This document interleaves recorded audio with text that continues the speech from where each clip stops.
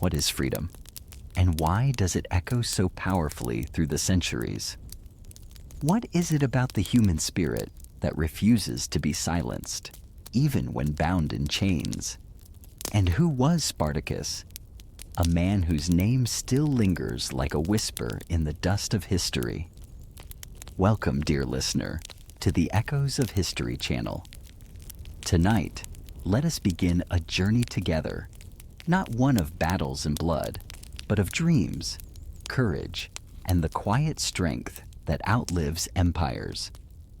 Long before his name became legend, Spartacus was simply a child of Thrace, a land of rugged mountains, wild forests, and winding rivers. Thrace, lying at the edges of the ancient world, was a place where cultures met and mingled. Greek merchants along the coast, nomadic tribes riding through the plains, and farmers tilling the stony earth. Life there was hard, but it was free, rooted in the rhythm of the seasons. We do not know much about his family or his youth, for the Romans, who later recorded his story, saw little need to preserve such details. Yet, we may imagine the boy Spartacus running through the highland grasses, listening to the songs of shepherds and learning the ways of hunters. He might have seen warriors returning from distant skirmishes, their shields glinting in the sun, and wondered about the larger world beyond the hills of his homeland. In Thrace, courage was a way of life. The people were known for their resilience, their closeness to the earth, and their fierce independence. It was said they sang before battle and honored the spirits of nature in every stream and stone. Perhaps these traditions stirred in the young Spartacus a sense of belonging, and perhaps later a longing for something that could not be broken. But the world of Rome was reaching ever outward, stretching its power across the Mediterranean like a vast net. Thrace was caught within it, sometimes as ally, sometimes as enemy, but always under its shadow. For a Thracian youth like Spartacus, the future could shift like the wind. A path of soldiering under Roman command, or the harder fate of capture and servitude. And so we come to the first mystery of his life.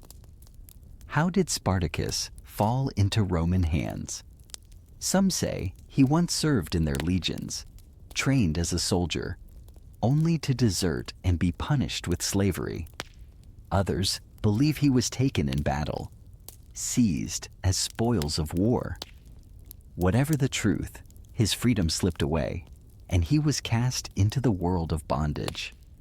Imagine, for a moment, the change. The wild hills of Thrace replaced by the ordered roads of Rome. The freedom of the open sky exchanged for the cold iron of chains. It is here in the silence that his story truly begins. For while his body was bound, his spirit was not. The Romans would send him southward, deeper into Italy, to a place both feared and admired. The gladiator schools. These were not schools in the sense of learning, but prisons where men were trained for spectacle. Here, Spartacus was to be forged into something Rome loved and despised all at once, a fighter for their amusement. Yet before that chapter opens, let us pause upon the question that hovers in the air like incense. What made Spartacus different? Thousands were enslaved, yet only he became a symbol of hope. Was it his memories of Thrace? Was it the stubborn fire of his people? Or was it something deeper, something timeless within the human heart?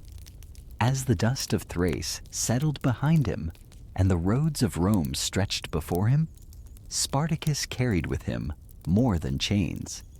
He carried the whispers of his homeland, the songs of freedom, and the strength of a spirit not easily crushed. And so we ask, as we walk with him into the unknown, what awaited him in the gladiator's world of Capua? Could a man trained to entertain also dream of breaking the bars of his cage? What does it mean to lose one's freedom? Is it only the clinking of iron upon the wrists? Or is it something quieter? The fading of familiar landscapes, the hush of one's own name upon strange lips. For Spartacus, the transition from free man to slave must have felt like a dream turning slowly into shadow. We do not know the exact moment when the chains first clasped his arms, but we can imagine the silence of that hour. The land of Thrace receded behind him, its mountains fading into memory, and before him stretched the long Roman roads, wide, ordered, and unforgiving. The Romans were masters of captivity. Their empire thrived not only on soldiers and senators, but also on those who labored unseen, men and women taken in conquest, brought from distant lands, and woven into the machinery of Rome. To them, Spartacus was but one among many, a strong man who could be bent into service. Yet within him, a hidden flame still burned. Slavery in Rome was not uniform. Some served in households, carrying water, tending fires, raising children not their own. Others toiled in the fields beneath the scorching sun, their backs bent with labor. And still others, like Spartacus, were destined for the arena, a place where chains were not only iron, but expectation. He was taken to the city of Capua, south of Rome, where a great gladiatorial school stood. Known as the Ludus, it was a fortress more than a dwelling, with high walls and iron gates. Inside, the enslaved men were divided into cells, fed enough to keep them strong, and drilled until their bodies became instruments of spectacle.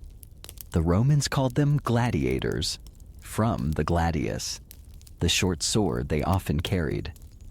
To the crowds, they were both despised and admired, condemned and celebrated. For Spartacus, this new life began with discipline. Each morning, the sound of orders echoed across the training yard.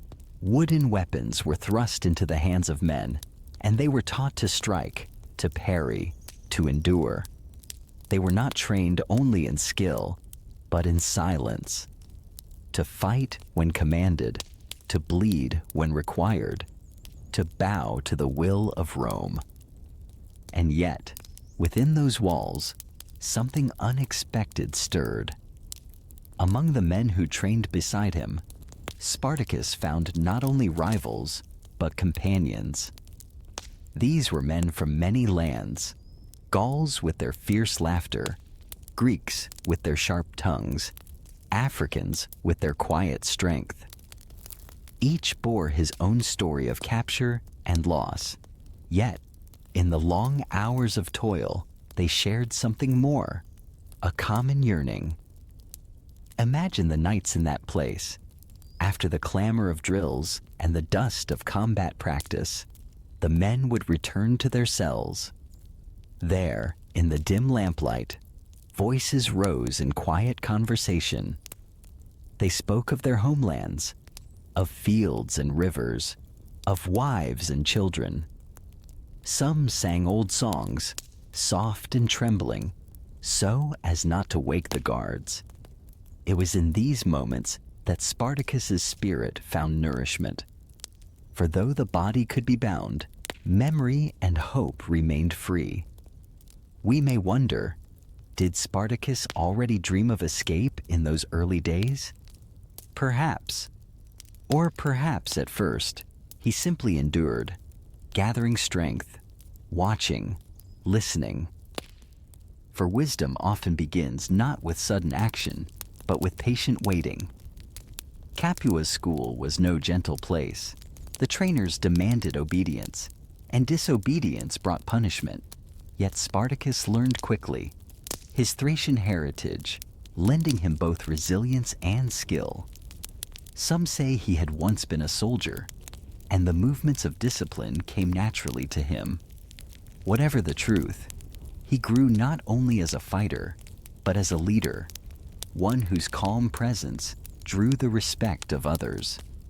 And still, behind every lesson, behind every strike of the wooden sword, lingered the larger question. What was the purpose of this life? Was he truly meant to fight for the amusement of strangers? To shed blood upon the sand while the crowds roared with delight? Or was there, hidden somewhere ahead, a path back to the open hills of freedom? The Romans thought they had broken him, as they had broken so many before. But Spartacus carried within him not just strength of arm, but strength of vision. The chains upon his wrists were real, but in his heart another truth whispered, "This is not the end." So, night after night, as the stars wheeled above Capua, Spartacus waited. Around him, companions gathered, bound by more than iron, bound by the memory of freedom, by the hope of something greater. Together, in quiet voices, they began to weave the first fragile threads of trust, the beginnings of a dream too daring to name. And so we are left to wonder, when hope first sparks in the heart, how long before it becomes a fire? What is a school if not a place of learning? And what if the lessons taught are not of books and letters, but of survival, endurance, and silence? The gladiator school at Capua was unlike any place Spartacus had known. To some, it was a prison. To others, it was a strange form of home. For in those stone walls, men lived, trained, and sometimes even laughed together. But above all, it was a place of shadows. Shadows of lost lives. Shadows of dreams, yet unspoken. Shadows of choices that would shape destinies. From dawn to dusk, the men were drilled in the arts of combat. Wooden swords gave way to iron, light shields to heavy, and every motion was repeated until the body remembered it without thought. The sound of practice was constant, the thud of feet upon sand, the clash of wood against wood, the barked commands of trainers. In that rhythm, Spartacus moved, his body adapting, his spirit watching. He was not alone. Around him were men who would one day become his brothers, in more than training. There was Crixus, a towering Gaul with a heart as fierce as his laughter, whose booming voice lifted weary spirits.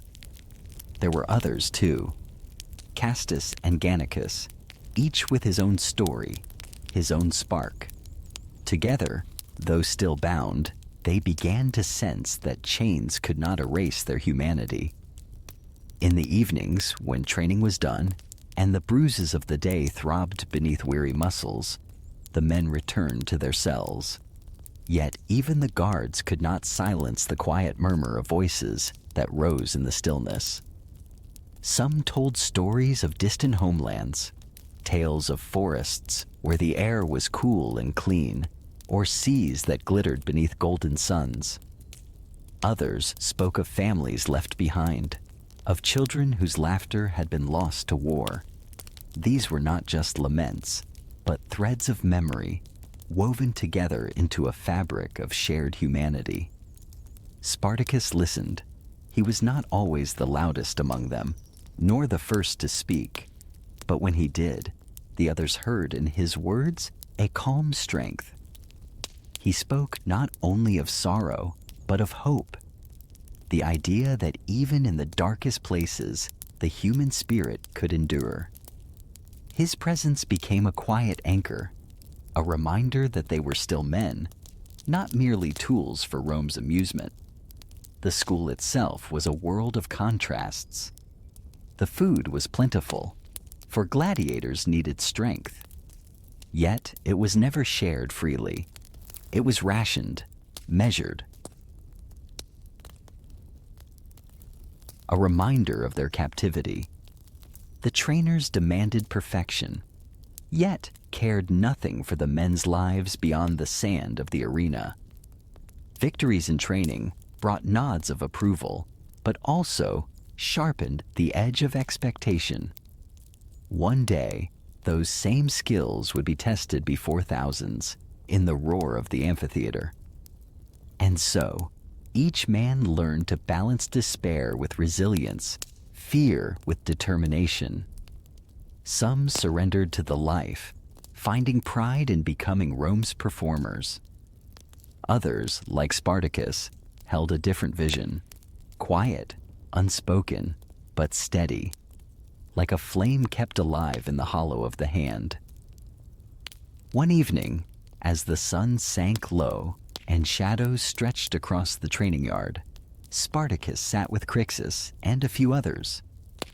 They spoke of freedom, cautiously at first, as if the very word might summon punishment, but the idea hung between them, fragile yet undeniable. Was it possible, they wondered, to break free of this place?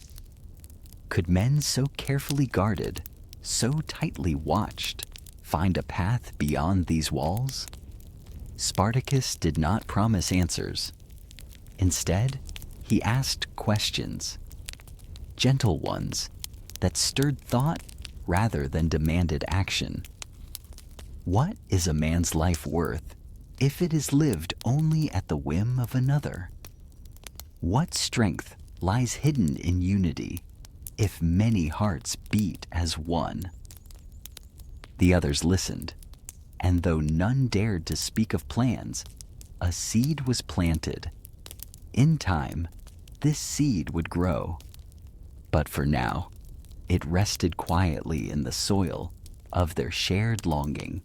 The school remained what it had always been, a place of training, of discipline, of spectacle in the making. Yet beneath its order, in the hearts of those who endured its daily rhythm, a quiet current began to flow, unseen but unstoppable. The Romans looked upon their gladiators and saw only fighters. But in truth, they had gathered men of courage, men of resilience, men who still dreamed when dreaming was forbidden. And among them was Spartacus, who listened, who watched, and who waited. And so we ask, in a world where every wall is guarded, every step is watched, how does hope find its way into action? When does a thought become a dream? And when does a dream become a spark of action? In the gladiator school of Capua, Spartacus and his companions lived under constant watch. The walls were tall, the gates locked, the guards always near. Each day followed the same pattern: training, eating, resting, training again. To the Romans, it was a perfect system. Strong bodies shaped into performers of violence, tightly bound by discipline and fear. Yet even in such a place, change begins in whispers.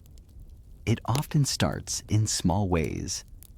A glance exchanged between two men during training, a shared silence when guards pass, a word murmured in the quiet of night. Spartacus, ever patient, did not shout rebellion, nor force the thought upon others. Instead, he listened, and in listening, he gave courage. Crixus with his booming voice, Gannicus with his restless energy, and many others began to gather around him, sensing that he carried more than strength in his arms. He carried vision in his heart.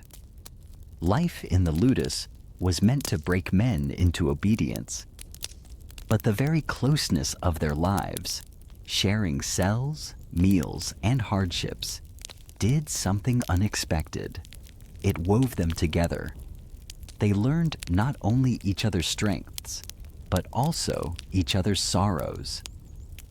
In the eyes of a comrade, Spartacus could see a memory of freedom, a field once tilled by bare hands, a wife's voice carried on the wind, a child's laughter. These memories, though painful, reminded them that life could be different. And so, what Rome sought to erase, the men quietly kept alive. The first spark of defiance came not in shouting, but in silence. The silence of determination shared among many hearts. The guards may not have noticed at first, for the gladiators still trained, still fought mock battles in the yard, still ate their rations. But within, a shift had begun.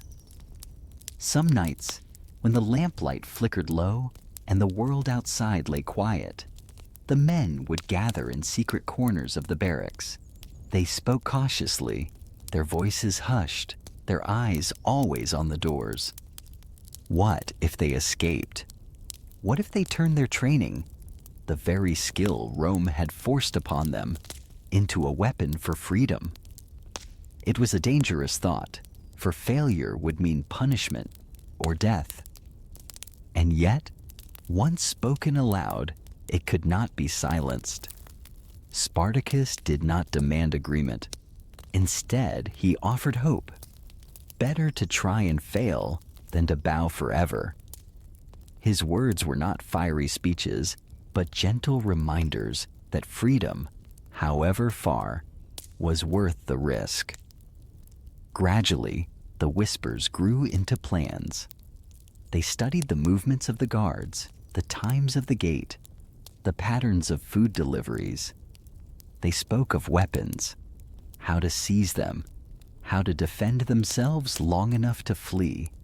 Still, everything was fragile, like a flame trembling in the wind. One wrong word, one careless glance could bring ruin. What gave them courage was not anger alone, but unity. For every man knew that escape could not be for one alone. It must be for all. Their bonds, forged in hardship, gave them strength. When one faltered, another steadied him. When one doubted, another whispered courage. Together, they began to believe. And so, the school that Rome had built to train gladiators was, without realizing, training something greater, the spirit of defiance. The very discipline meant to bind them gave them the skills they would one day need to fight for their own cause. The very unity meant to keep them in order became the unity of brotherhood that no chain could break.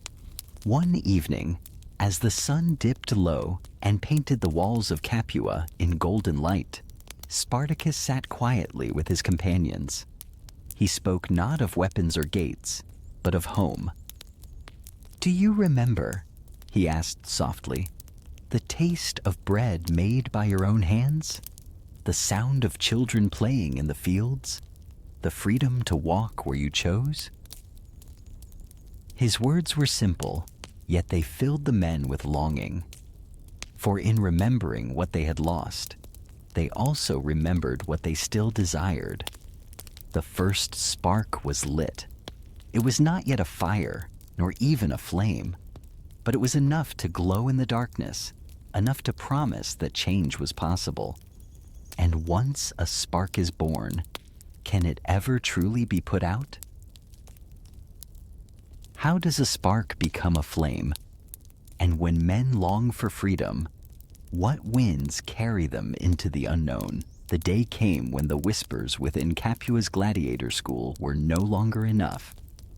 The men had spoken in hushed tones, dreamed in secret, and measured the rhythm of their captors. Now, hearts beat faster with a shared resolve.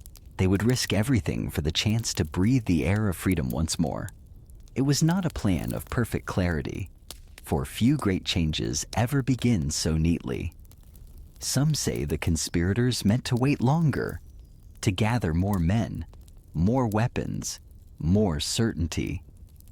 Yet, fortune has a way of moving sooner than expected. A rumor spread one night that their intent had been discovered, that betrayal was near. If they hesitated, the dream might vanish into punishment and chains. And so, with courage born not of certainty, but of necessity, the men chose to act.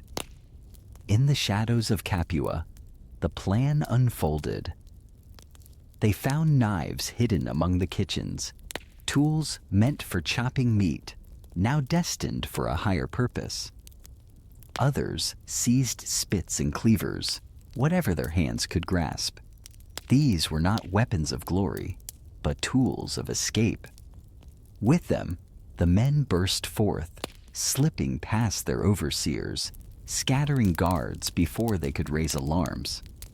The gates of the school, so often shut, gave way, and beyond them lay the wide Italian countryside, hills rolling softly into the distance, woods whispering with the promise of shelter, fields still warm beneath the summer sky. For the first time in what felt like lifetimes, Spartacus and his companions breathed freely, not within walls, but beneath the open heavens. They did not linger. Rome was powerful, and pursuit was certain. The band of escapees, no longer gladiators but fugitives, fled into the hills, their footsteps pounding the earth like a heartbeat of defiance. Some carried scraps of food, some nothing but the strength of their arms, yet all carried the same treasure, freedom freshly tasted. The hills offered both refuge and challenge. Paths twisted through groves of olive and oak, streams ran clear with mountain water, and caves opened like hidden doors in the landscape. Here, the fugitives found shelter, building fires in secret and huddling close against the night air. They were weary, yet their hearts beat with exhilaration. Every breath of wind through the grass seemed to whisper, "You are free." But freedom is never simple. Though they had escaped the school, the world beyond was still Rome's domain. Patrols marched the roads, towns lay under Roman law, and every villager might be a friend or an informer. The hills gave protection, but also isolation. How long could such a small band endure against the vast empire that sought their return? Here, Spartacus began to emerge more fully as a guide, not by command alone, but by listening, by weighing the fears of his companions and the hope that bound them together. He spoke gently of unity, of standing as one, for only in brotherhood could their fragile freedom grow into something lasting. The men respected him, not because he demanded it, but because he shared in their hardships, carrying wood, tending fires, walking always at their side. Each day in the hills was a lesson. They learned to move quietly, to hunt small game, to gather roots and berries. They trained not in the rigid drills of Capua, but in the freedom of the wild, testing their skills with the weapons they had taken, shaping themselves into something Rome had not intended. Not gladiators, but free warriors. And in time, word began to spread.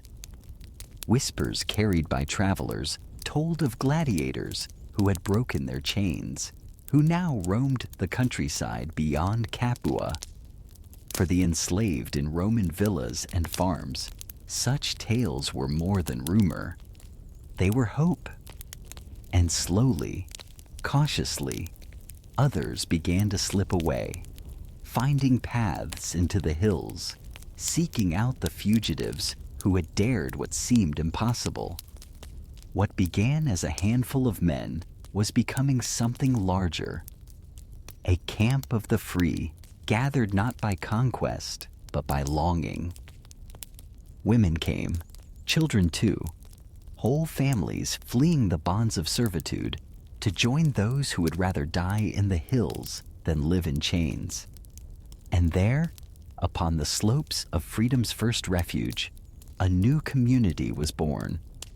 But Rome does not ignore such sparks. Even as the fugitives built fires in the hills and shared stories under the stars, Rome's gaze was turning toward them. For every free man was, to the Senate, a danger, and every whisper of Spartacus's name was a challenge to the empire itself.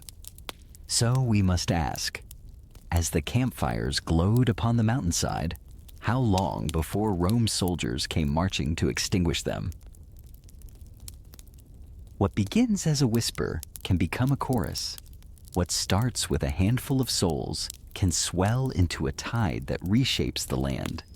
So it was with Spartacus and the small band of fugitives who had slipped into the hills. Their escape from Capua might have ended as only a fleeting tale, forgotten as quickly as it began. But hope, once born, is a seed that cannot easily be buried. In the first days, their company was small, weary gladiators and a few companions who had dared the dangerous flight from captivity. They built rough shelters from branches and stone, kindled fires in hidden hollows, and learned to move like shadows through the woods. Their laughter was cautious, their joy tempered by hunger and the fear of pursuit. Yet they were free, and that truth burned brightly enough to sustain them. Word began to spread, carried on the lips of travelers, whispered in the kitchens of villas, murmured in the fields where slaves bent beneath the sun. Spartacus has broken his chains, they said. Gladiators have escaped into the mountains. To some, it was mere rumor. To others, it was a dream too dangerous to believe. But for those whose hearts still longed for freedom, it was a call. One by one they came. A man fleeing a farm with nothing but a loaf of bread hidden beneath his tunic. A woman who gathered her children in the night and led them into the dark forest, praying the stars would guide her to the fugitives. A shepherd who left behind the flock of his master, carrying only his staff, but carrying too a fierce will for liberty. Each newcomer was welcomed, not with suspicion, but with open arms. For Spartacus knew that strength lay not only in swords, but in numbers, in community, in the shared conviction that life could be lived with dignity. Around the fires, they told their stories of fields left behind, of families broken, of years of toil. In these tales, they recognized one another's wounds, and in that recognition, they found healing. The band grew larger. What had begun as a few dozen swelled into hundreds, and soon into thousands. Men, women, and children, all seeking the same treasure: freedom. The camp that once fit within a clearing now spread across the slopes, tents and fires dotting the hillside like stars upon the earth. The air was alive with voices, with laughter, with the hum of a people who, though pursued, dared to live as if they were already free. But with growth came challenges. Food was harder to find, weapons were scarce, and training was uneven. Some were strong, skilled in battle. Others were weak, weary, unaccustomed to the rigors of flight. Spartacus faced a new task, not only to lead, but to unify, to shape this diverse assembly into something greater than the sum of its parts. And here his true gift shone. He did not rule with harshness, as Rome did. Instead, he listened. He spoke to the people not as captives, but as companions. He reminded them that freedom was not merely the absence of chains, but the presence of dignity, justice, and shared purpose. Around him, the camp began to feel less like an army and more like a village, a place of belonging. Children played among the rocks, their laughter echoing through the hills. Women wove cloth, mended garments, tended fires. Men gathered in circles, sharpening blades and training together, not for Rome's amusement, but for their own survival. Out of the hardship of flight, a community blossomed, fragile but real. And yet, shadows lingered. Rome could not ignore such a gathering tide. To the Senate, this was not merely a band of fugitives. It was a growing rebellion, a challenge to the very order of the empire. Already troops were being assembled, commanders dispatched. The hills that seemed so safe might soon echo with the tramp of Roman sandals and the clash of steel. Still, the tide gathered. Each new arrival brought not only numbers, but hope. For every man or woman who joined, another discovered that Rome's chains could be broken. And in every whispered story of escape, Spartacus's name grew stronger, not as a gladiator alone, but as a symbol. A man who dared to stand, and by standing, inspired others to rise. And so, on the slopes where once only a few campfires flickered, there now burned hundreds. The hills of Italy glowed with the light of freedom's first community, fragile yet fearless. But we must ask, as this tide grew stronger, how would Rome respond? And could Spartacus, once only a man seeking his own freedom, guide a people whose hopes now rested upon his shoulders? What does freedom look like when it first takes root? Is it in the clang of weapons? Or is it in the simple joy of a meal shared without fear? Upon the slopes of Mount Vesuvius, Spartacus and his followers found more than safety. They found space to breathe, to build, to dream. The mountain, with its steep paths and hidden hollows, became both fortress and sanctuary. From its heights, they could see the roads below, watching for Roman patrols. Yet, within its shadows, they carved out a life that was their own. The camp began humbly. Branches lashed into shelters, fires ringed by stones, the scent of smoke rising into the night. But as more and more people joined, men, women, and children, the camp grew into something remarkable. It was no longer merely a band of fugitives. It was a community. Morning began with the crackle of fires, the sound of voices stirring, children chasing one another among the rocks. Women kneaded dough, baking simple bread upon flat stones. Men fetched water from the streams and gathered wood for the flames. What Rome had taken, dignity, belonging, the rhythm of ordinary life, here began to return. Spartacus did not stand apart as a master might. He walked among his people, sharing their labor. He helped mend shelters, carried burdens, and sat by the fires, listening to their stories. Leadership, in his eyes, was not command alone, but fellowship. In this way, trust deepened, and his voice became one not of order, but of guidance. Training, too, became part of daily life.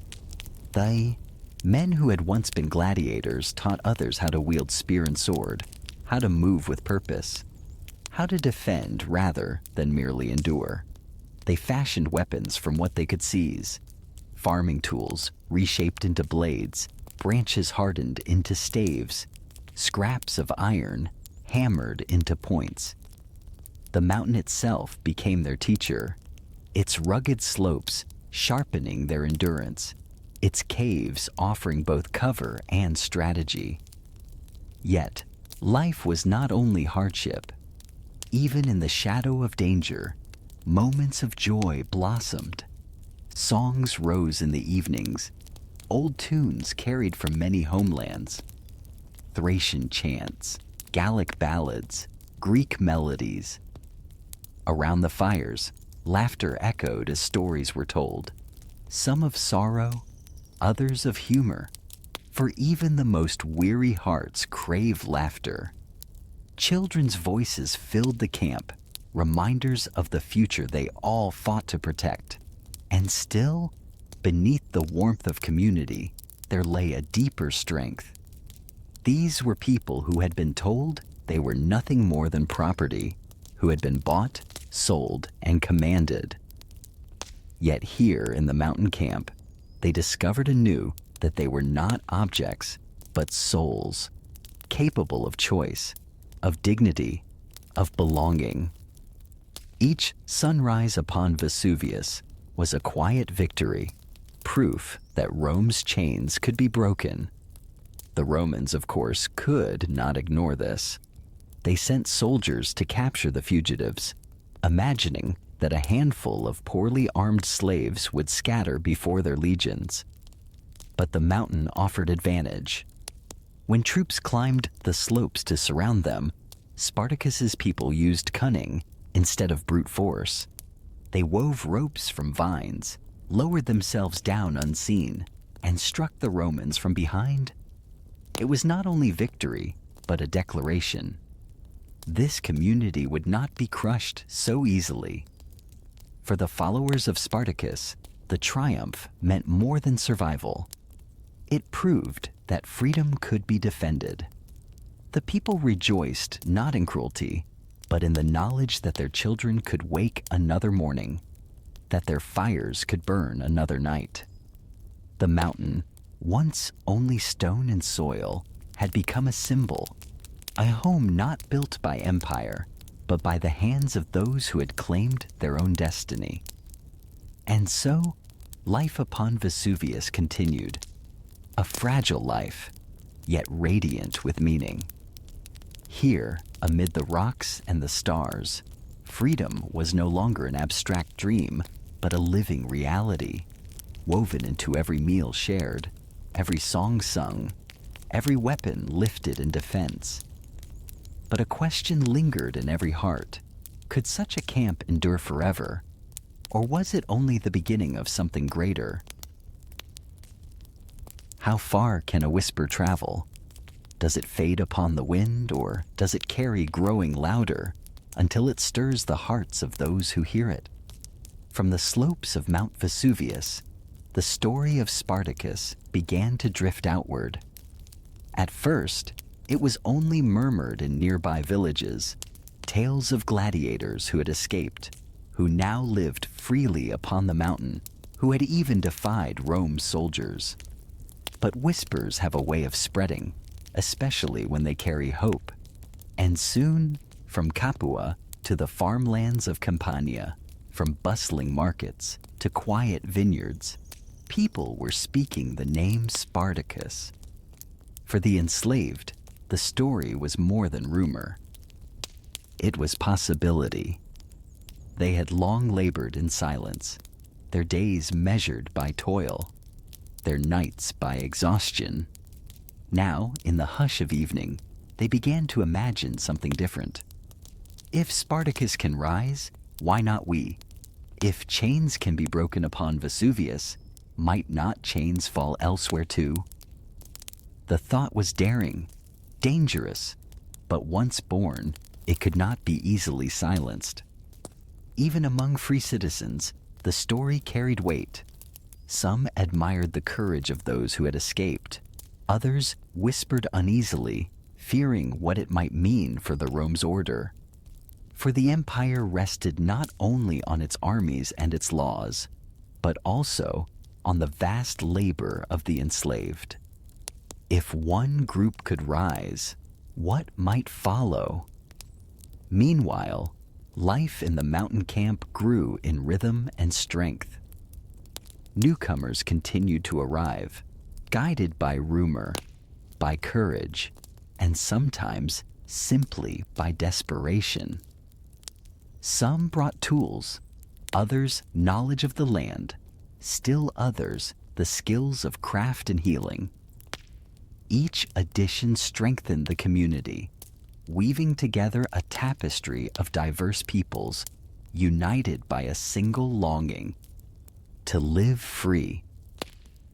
At night, the fires of the camp glowed like beacons against the dark slopes. Travelers who saw them from afar might wonder, was it an army, a village, a gathering of spirits? To those who knew, it was the light of freedom, burning quietly yet defiantly against the might of Rome. But Rome did not watch idly. Messengers carried news to the Senate. Gladiators had escaped, thousands now gathered in rebellion. Roman forces defeated upon the slopes. Senators frowned, their voices low with worry. This was no mere disturbance. It was a challenge to the order of the Republic itself. And so, more troops were readied, more commanders dispatched, determined to stamp out what they called a fire before it spread too far. Yet, the fire was already spreading, not in flames, but in hearts. Across Italy, enslaved men and women dreamed differently. Some whispered prayers for Spartacus's safety. Others spoke in secret of fleeing to join him. The name of a once-forgotten Thracian now carried weight greater than he himself might have imagined. Within the camp, Spartacus walked among his people, mindful of this growing tide. He knew the dangers. Rome was vast, powerful, relentless, and yet he also knew the strength of the spirit when it is awakened. He saw it in the way families built huts upon the mountainside, in the way men trained one another with patient care, in the way laughter returned even after years of silence. He reminded his followers that they were not merely fugitives, but something more, a community of free souls. Their fight was not for conquest, but for the right to live in dignity. In his words, there was no bitterness, only resolve. A quiet certainty that freedom, however fragile, was worth every risk. And so, as the days passed, the echoes spread. Rome prepared to march, but so too did hope prepare to rise. For every soldier the Senate sent, another heart somewhere in Italy whispered the name Spartacus with reverence, as if invoking a legend already being born. But one question loomed above them all. Could this gathering of the free stand against the might of an empire that had conquered the world? What makes a leader? Is it strength of arm, or is it something quieter? The ability to listen, to guide, to carry the hopes of many upon one's shoulders. As the camp upon Mount Vesuvius swelled with new voices, new faces, and new longings, the need for guidance became clear. Hundreds had become thousands. They were no longer only gladiators fleeing the arena, but farmers, shepherds, women, and children, all bound together by the fragile thread of freedom. In such a multitude, confusion might have reigned. Yet it was Spartacus who steadied the course. He had not sought command for its own sake. He did not stand apart on high ground, nor did he wrap himself in titles. Instead, his leadership grew from the simple act of walking among his people. He listened to their fears, to their hunger, to their dreams. He shared their labors, carried water beside them, broke bread in the same circles of firelight. In him, they saw not only a warrior, but a companion, a man who had endured what they had endured, and who spoke with the calm weight of understanding. When disputes arose, as they must among so many, Spartacus settled them not with harsh decrees, but with fairness. He reminded the people that freedom could not survive if it became merely another form of domination. They had fled Rome's chains to build something different, a community bound by dignity and respect. His justice was measured not in punishment, but in wisdom, and the people trusted him for it. The fighters who had once trained in Capua became the backbone of the camp's defense. Yet even here, Spartacus's hand was steady. He did not seek reckless battles or glory in bloodshed. Instead, he taught patience, strategy, and restraint. "We do not fight for the sand of the arena," he would say quietly, "but for the earth beneath our feet, the sky above us, and the freedom of our children." Such words gave purpose to their struggle. Training was no longer mere repetition of blows, but preparation for survival. Spears were fashioned from farm tools, shields from planks of wood. Men who had never held a weapon before learned side by side with seasoned fighters, their confidence growing day by day. Women, too, in their own way, shaped the camp's strength, weaving cloth, tending wounds, guarding children, and reminding all that freedom was not only for warriors, but for families, for life itself. Stories began to form around Spartacus. Some said he dreamed of Thrace, longing to lead his people back to his homeland beyond the seas. Others believed he carried visions of a world where no one bowed to chains. Whether true or imagined, such tales gave the people hope, and in hope, they found courage. Rome, of course, saw only threat. Reports of Spartacus's victories against Roman forces, of his growing following, of entire communities gathering upon the hills, reached the Senate. To the Romans, it seemed inconceivable that a man once enslaved could now command an army. Yet, the truth was undeniable. Their fear was not merely of swords, but of ideas. That freedom, once tasted, might spread like fire across the land. And so, more troops were dispatched, more plans drawn. Yet, time and again, Spartacus outmaneuvered them.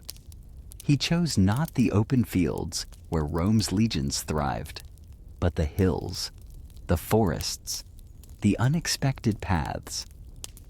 His strategies were clever, but never reckless.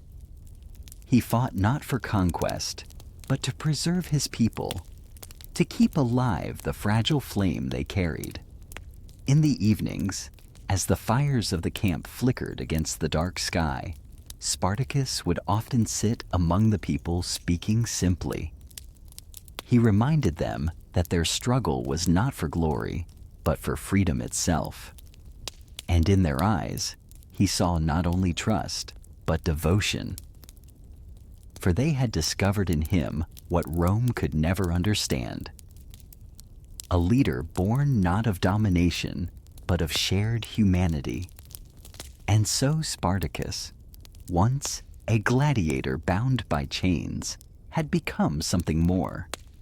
He was now the heart of a people, the voice of their longing, the symbol of their defiance. But as his leadership grew, so too did the burden upon him. Could one man carry the weight of so many hopes? And what choices would he face as Rome's power closed in ever tighter? What sustains a people in struggle? Is it the strength of their arms, or is it the vision of something beyond the fight? A dream that beckons them forward like a star in the night. For Spartacus, the dream was clear. He did not hunger for conquest or the spoils of Rome. His heart turned instead toward home, toward Thrace, the rugged land of his birth, where mountains kiss the sky and rivers cut deep paths through the earth. It was there in the songs of his youth that his spirit found its root, and it was there beyond Rome's reach that he longed to lead his people, Around the campfires upon the mountainside, Spartacus spoke not of endless war, but of return.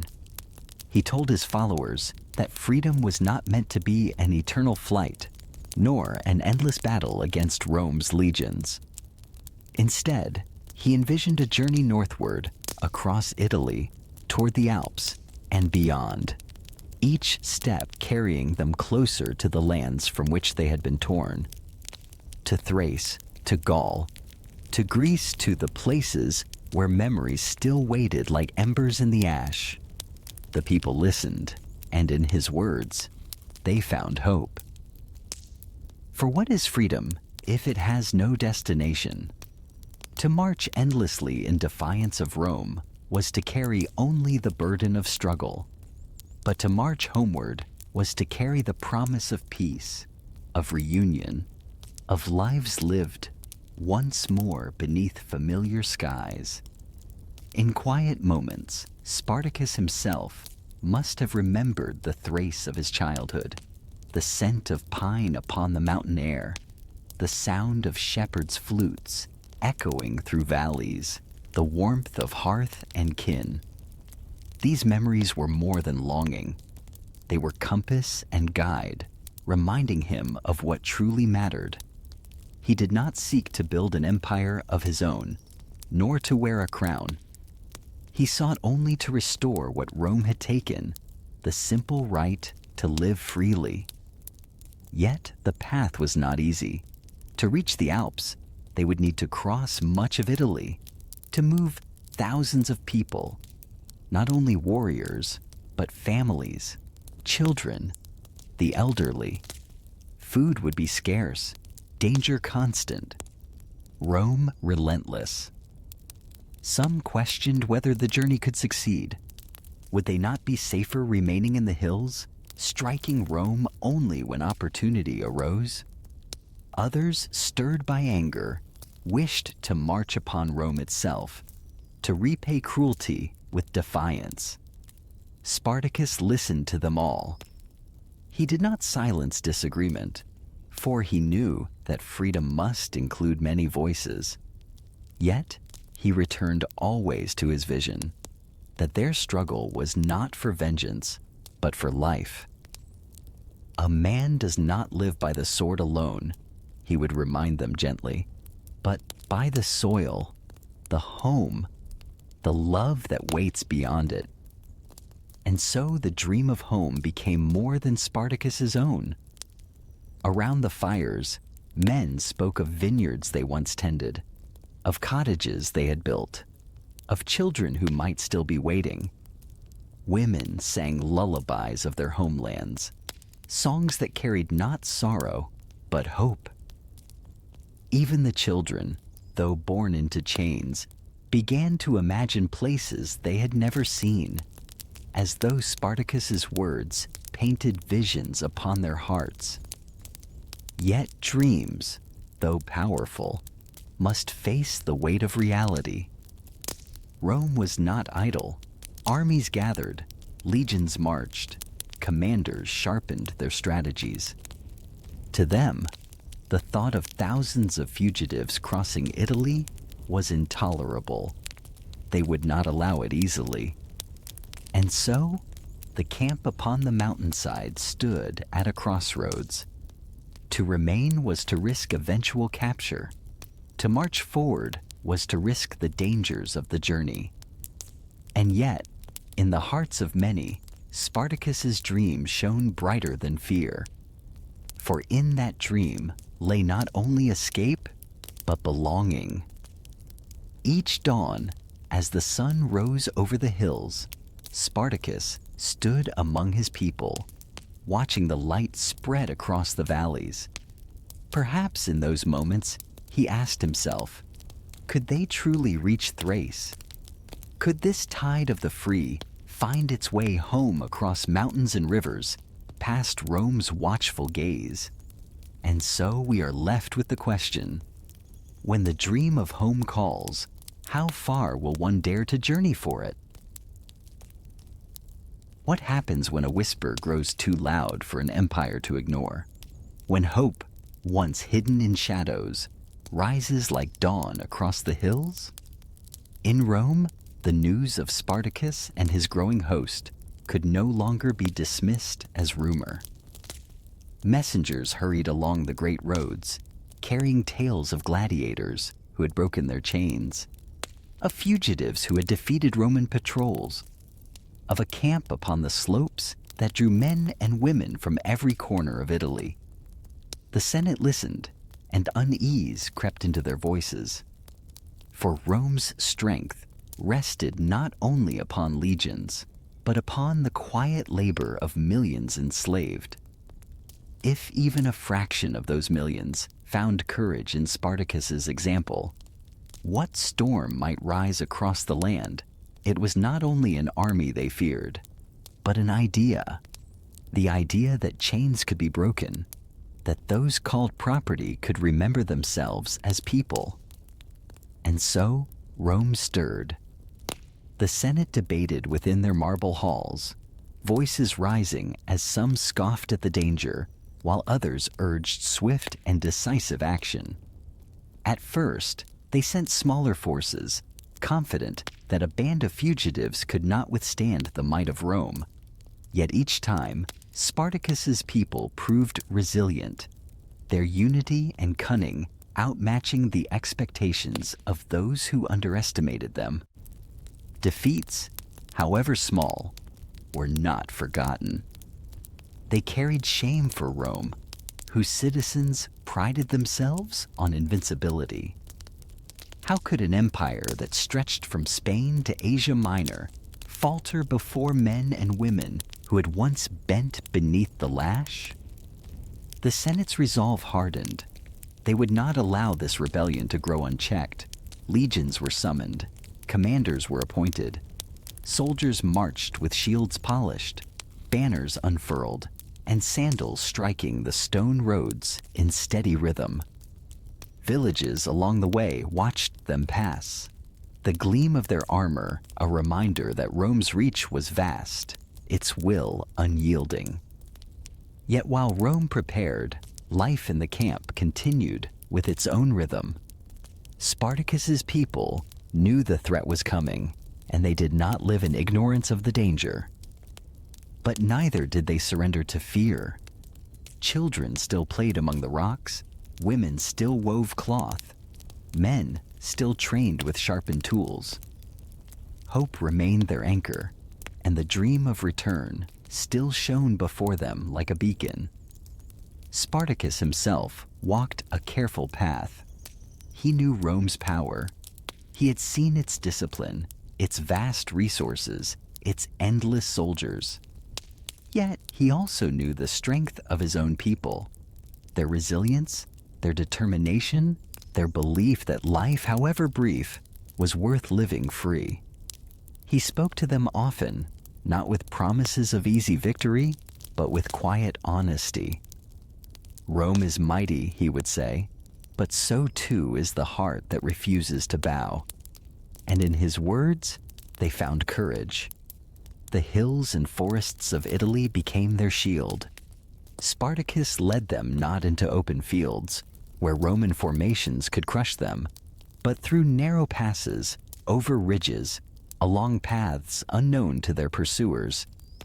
He turned the land itself into ally, teaching his people to move like water, flowing where least expected, striking swiftly, then vanishing into the hills. In Rome, the Senate's frustration grew. What they had thought a small disturbance now appeared as a swelling storm. Each failed attempt to capture Spartacus only fed his legend. Across the countryside, more slaves slipped away to join him, drawn by the promise of freedom and the name that had become a banner of hope. But Rome was patient. The Republic had faced wars against kings, against rival states, against entire nations, and endured. They believed that, given time and force, they would endure this too. Their question was not whether Spartacus could be defeated, but how long it would take, and how costly it would be.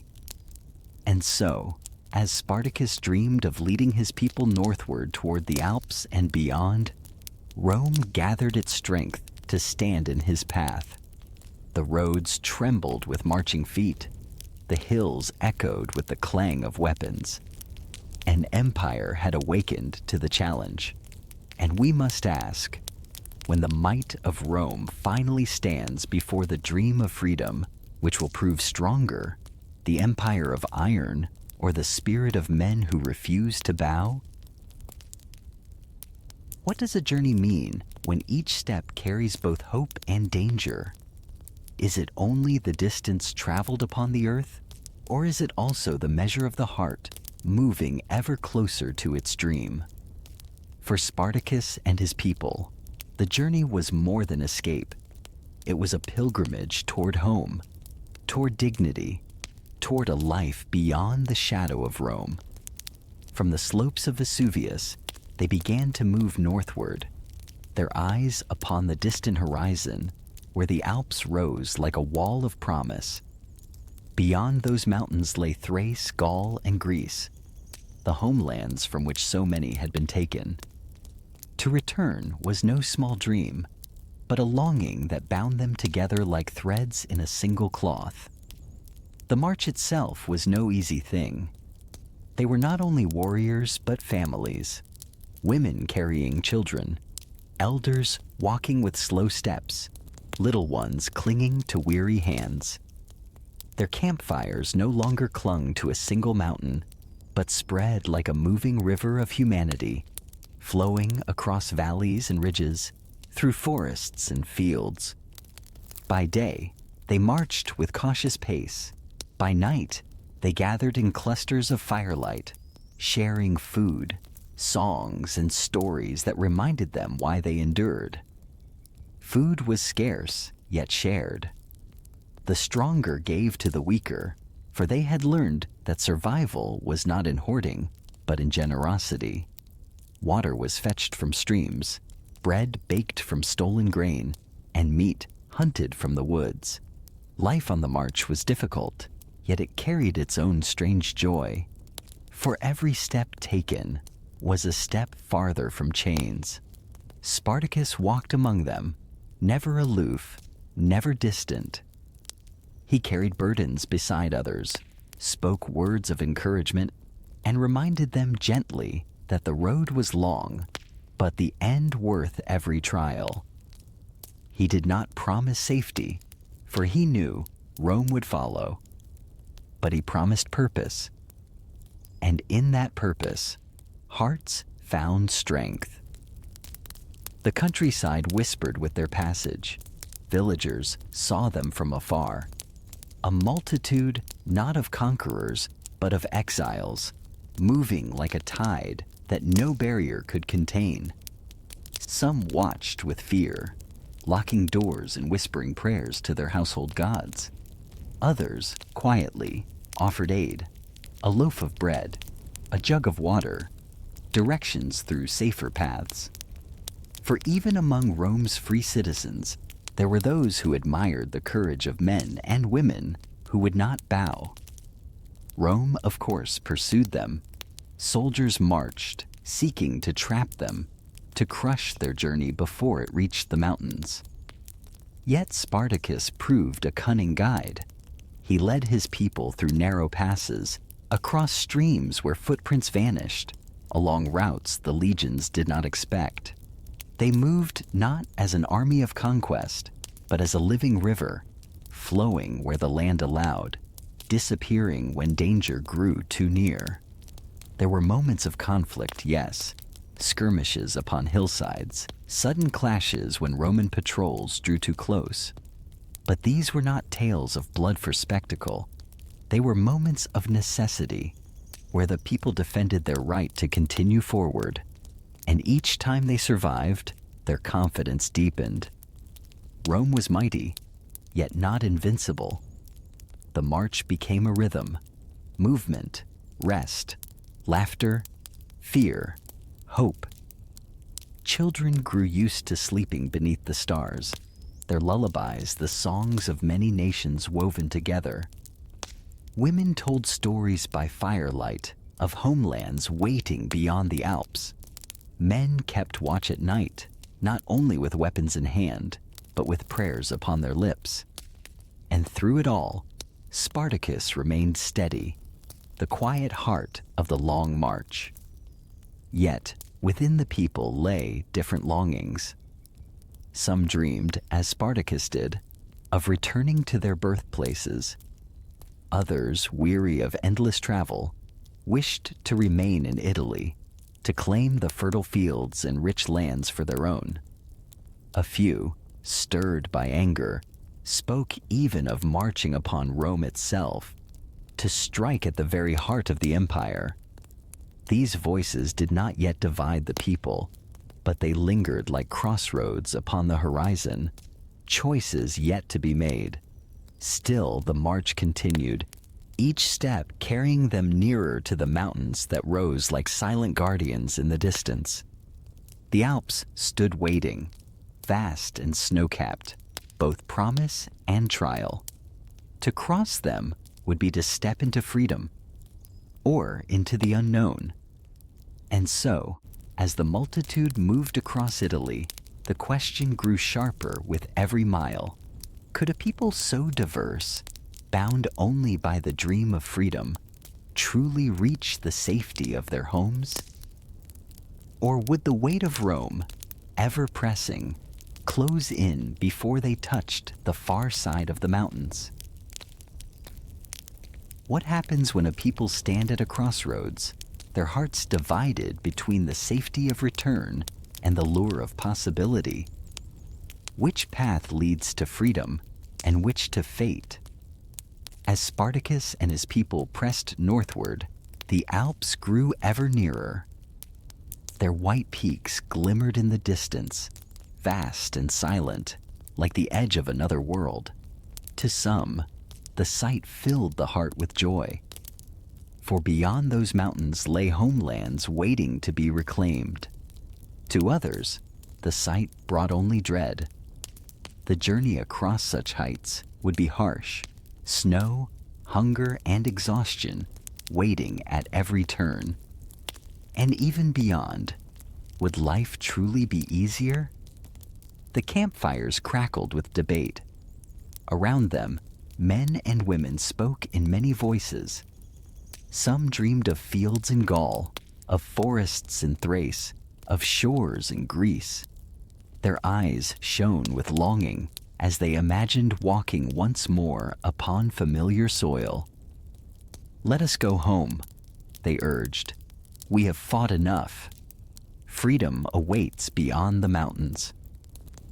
But others, stirred by what they had seen in Italy, argued differently. "Why leave?" they asked. "Here the land is rich, the soil fertile, the towns many. Here we have struck Rome itself and lived. Why not build our own life in this place, where freedom can be carved from the very heart of the empire?" Still others, more fiery, spoke with anger. "Why flee at all? Why not march upon Rome itself? Have we not defeated their legions again and again? Let us strike at their city. Let us show the world that Rome can be humbled." The voices rose like waves against one another, hope clashing with fear, caution with ambition. For the first time, unity trembled. They were no longer only fugitives bound by survival, but a people who had tasted freedom long enough to wonder what shape it might take. Spartacus listened. He did not shout, nor silence the voices, for he knew that freedom must allow many truths. Yet, in his own heart, the dream of return still burned. He longed for Thrace, for the mountains and rivers of his youth. He longed for a peace beyond Rome's reach, where his people could live without fear of legions at their heels. He spoke gently, reminding them of what they had endured, of the dangers that still surrounded them. "We have won battles, yes," he said, "but Rome is vast. Its armies are many, its power unbroken. We do not seek to conquer the world, but to live free. Beyond the Alps, home awaits. There we may plant fields, raise families, and live not as warriors alone, but as people once more. Some were moved, their eyes moist with longing for the homes they had left behind. Yet others shook their heads. Italy, after all, was before them, rich and fertile. The thought of turning away from such bounty felt like leaving freedom half-grasped. And to those whose anger burned hot, Spartacus's vision seemed too gentle, too cautious. They craved not escape, but triumph. Thus the people stood between freedom and fate. Their hearts pulled in many directions. The mountains loomed like a question against the horizon, waiting for their answer. Spartacus himself must have felt the weight keenly. He was no tyrant to command by force. He was a leader born of trust, of shared burdens, of dreams spoken in firelight. But trust is fragile when visions diverge. Could he hold together so many voices, so many longings, without breaking the fragile unity that bound them? At night, he walked alone upon the ridges, gazing toward the Alps. The wind carried the scent of snow, sharp and cold. Perhaps he thought of his homeland, of the freedom waiting beyond. Perhaps he also feared what would come if they turned aside, choosing to linger in Italy, where Rome's wrath could not be escaped. The question lingered in every heart, pressing with each step northward. Would they continue toward the promise of return, or would they turn aside, drawn by the temptation of Italy's fields and the echo of Rome's defiance?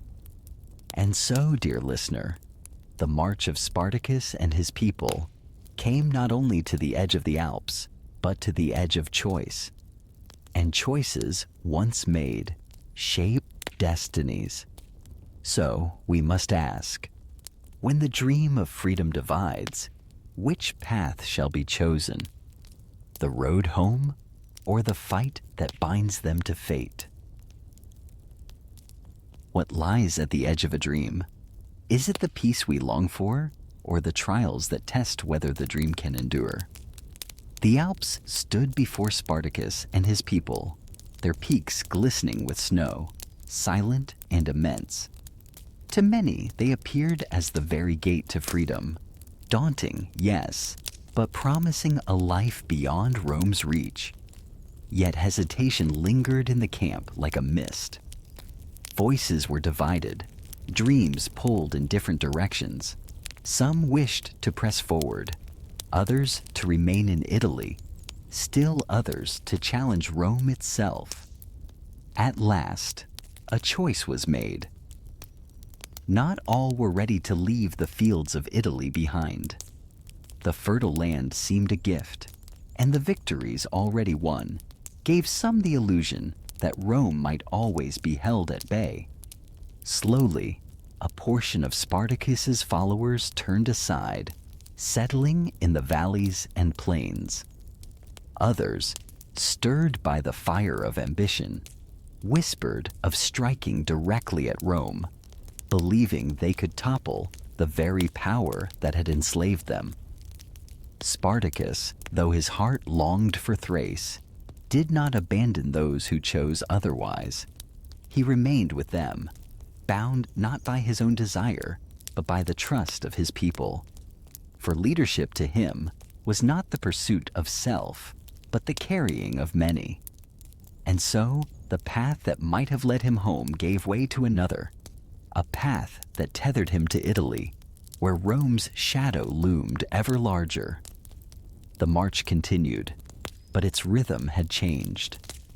No longer a river flowing toward the mountains, it became a tide caught in swirling currents, at times moving forward, at times circling, always under the watchful eye of Rome. The Senate, by now, had grown determined.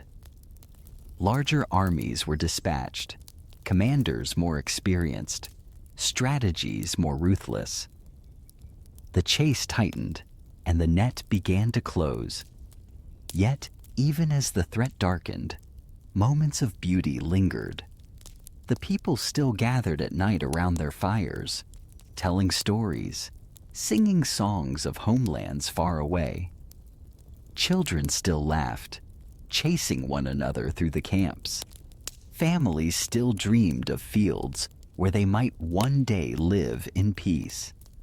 These small acts of life shone like stars against the dark horizon, fragile yet radiant. Spartacus remained steadfast. He continued to guide his people with patience and resolve, never demanding loyalty, but earning it through his quiet strength. He did not promise victory, but he reminded them always of their worth, of the dignity they had reclaimed by daring to live free. Even as the circle of Rome tightened, he lifted their spirits with the simple truth that freedom lived not only in the destination, but in every step taken in defiance of chains. And so the last horizon came into view. For Spartacus, it was not marked by triumphal arches or crowns of gold, but by the knowledge that he had carried his people farther than many thought possible. He had taken them from the dust of chains into the open sky, from the silence of bondage into the songs of freedom. Rome could take much, but it could not erase what had been kindled in the hearts of thousands. As the final days drew near, the people must have felt the weight of fate pressing close. They were weary, their numbers thinned by battles and by time. Yet still they stood together, bound not by empire, but by choice. The horizon they faced was uncertain, yet it glowed with the light of their defiance. And so, dear listener, we must ask, when the last horizon rises before us, is it the end of the journey, or the beginning of the story that will outlive us? What remains when a man is gone? Is it the dust of his footsteps, or the light of his spirit carried onward by others? The story of Spartacus did not end in the way his people might have hoped. Rome's power was vast, its armies many, its patience long. At last, the weight of empire pressed too heavily, and the free community that had once thrived upon mountains and fields was scattered.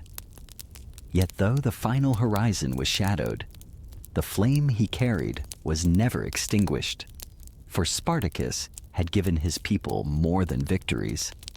He had given them the knowledge that freedom was possible.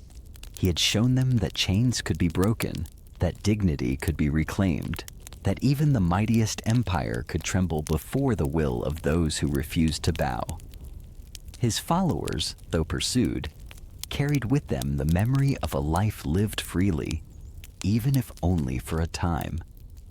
And memory, like seed, carries power. Rome thought it had silenced him, but history remembers otherwise. Across the centuries, his name became a symbol, whispered by those who longed for liberty, spoken by those who dared to dream of a different world.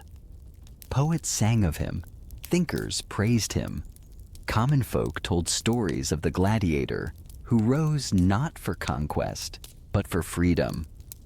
His story leapt across time, across nations, until it became more than history. It became legend. And perhaps that is the truest victory.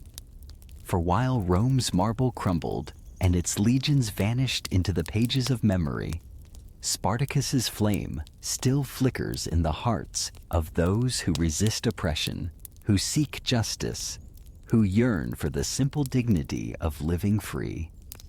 His was not a story of thrones or crowns, but of the human spirit refusing to be broken. Imagine, dear listener, the fires upon the mountainside, the laughter of children once silenced now rising again, the songs of many lands woven into a single voice of defiance. Those fires may have faded from the hills of Italy, but their glow still lingers in the imagination of the world. Spartacus reminds us that freedom, once kindled, does not die. It waits, it whispers, it burns quietly until called forth again. And so, when we ask what remains of Spartacus, the answer is simple. His flame lives on. It lives in every act of courage, in every voice that speaks against injustice, in every dream of a life where no one is chained. His body may have been bound, his path cut short, but his spirit escaped the grasp of empire. For that is the truth of history's greatest stories. They do not end, they echo. And each time they are told, the echo grows stronger, reminding us that we too are part of the same great longing, the longing to be free. So let us remember Spartacus not in sorrow, but in gratitude. He was a man of flesh and blood, yet he became a light that traveled far beyond his own years. His story is not only his, but ours. A reminder that even in the darkest of ages, the flame of freedom can never truly be put out. And so, dear listener, as we close this journey together, let me leave you with this thought. When the world presses heavy, when voices of doubt surround you, will you remember the flame of Spartacus and let it guide your own steps toward dignity and hope? This concludes our Into the Life and Legend of Spartacus, told here on the Echoes of History channel. If this story has stirred your heart, if you wish to walk with us again through the timeless echoes of the past, I warmly invite you to register, subscribe, and join our community of listeners. Together, we will keep these stories alive, carrying their light into the present and beyond. For the flame of history lives on, and now it lives with you.